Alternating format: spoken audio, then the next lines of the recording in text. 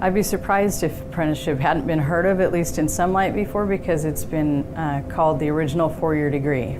Anybody that doesn't have an apprenticeship program should have an apprenticeship program, just because it's building the future workforce.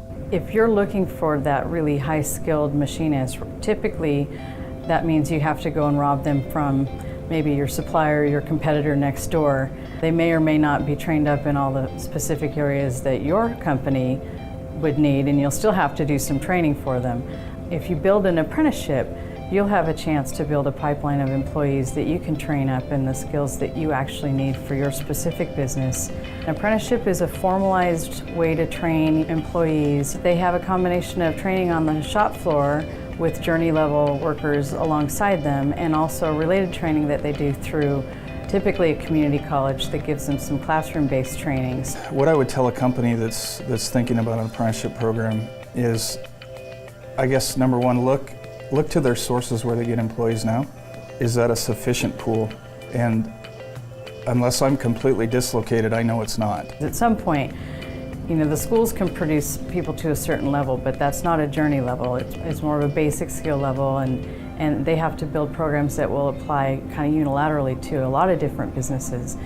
But then you need to bring someone in and figure out a way to train them in your business. To create an apprenticeship program, you have to first decide on what skill set you're going to tackle. A lot of times there's a minimum, federally set standard of guidelines that you have to reach.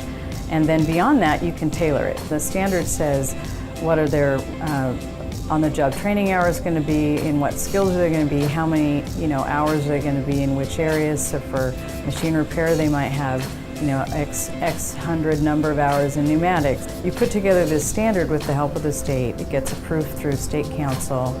You can get help all the way along the board with that.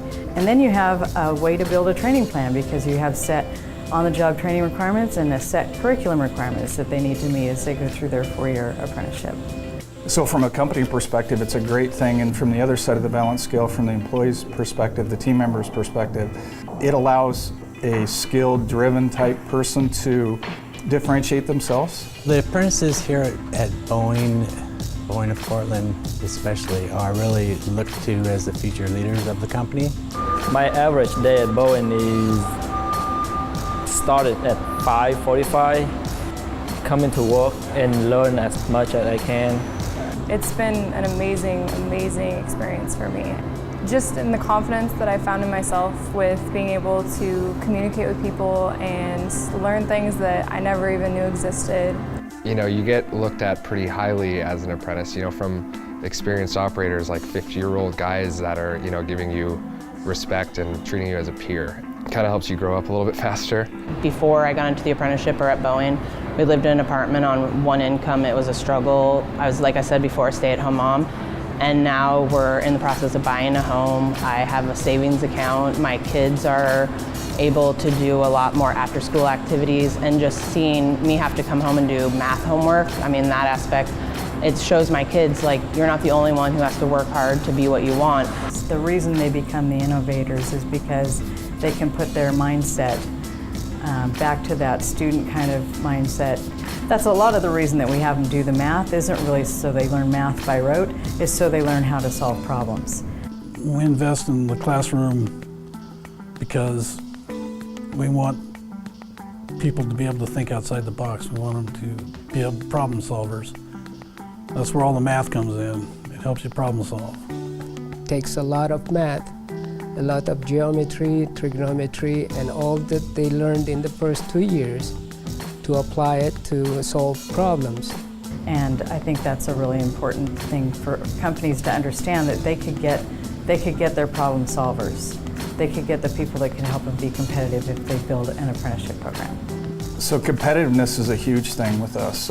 We have a fierce competitor over in Europe, and we have to earn our survival, basically, earn our future. If you walked out on the floor, some of the most engaged, talented folks that we have that are coming up with new processes, how to innovate, how to save money, time, resources, it's most of the time the journeymen, the folks that have gone through this program. There's a large forecast on the horizon for over 38,000 airplanes, and there's a lot of people, including some that are newer to the market in other countries, that really would like to get a bite at some of that 38,000 airplane market share. And so we have to be competitive, and that's probably the biggest advantage to Boeing, is building the employees that can help us do that. You'll build yourself a competitive advantage if you start an apprenticeship and you build that high-skilled journey level of worker.